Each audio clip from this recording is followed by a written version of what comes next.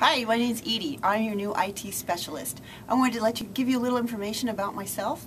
I grew up in California, and I lived there till I was in my 20s when I went to school in Colorado and got a degree in horse training and management. So then I went to work at the racetrack where I was a pony and a groom and an assistant trainer. I did that for about 5 years until I got tired of moving around.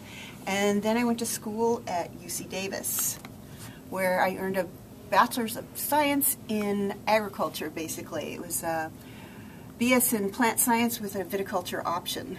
Viticulture is grape growing and not enology. Enology is the science of winemaking.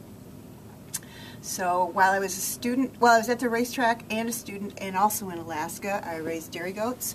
I had Saanens and Alpines. So, and as far as my hobbies, I'm an avid crazy quilter and embroiderer, and I'm also owned by the Boston Terror, aka Harpo, and she looks very quiet and serene in this picture, but take my word for it, she is not. I also want to let you know a little bit about my background as far as technology goes. I've been doing web design for about 15 to 20 years. My last job, I exclusively did web design for about 8 years, which translates real well into distance ed technology. There's a lot of the same principles. For example,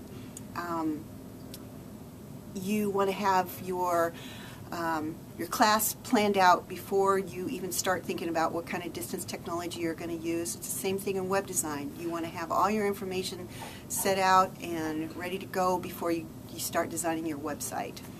I'm also familiar with some of the distance ed technology tools such as WordPress, Twitter, YouTube, Pinterest.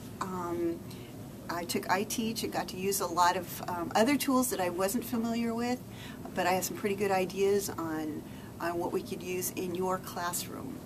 So I hope you'll give me a call. My number is 543-1234, and my email is embarber@alaska.edu, and I am ready and willing to help you with your distance technology course. Thank you.